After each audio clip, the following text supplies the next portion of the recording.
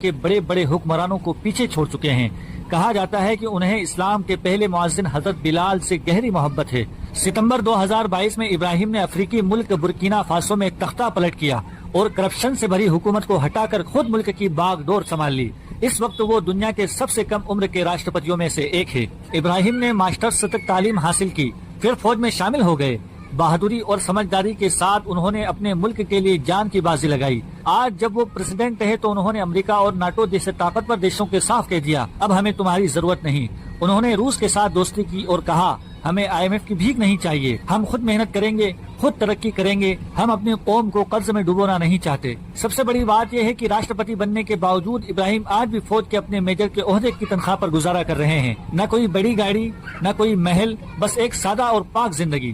ابراہیم جیسے لیڈر پوری دنیا کے نوجوانوں کے لیے ایک مثال ہے، ایمانداری، ہمت اور اپنے دیش سے سچی محبت کی مثال۔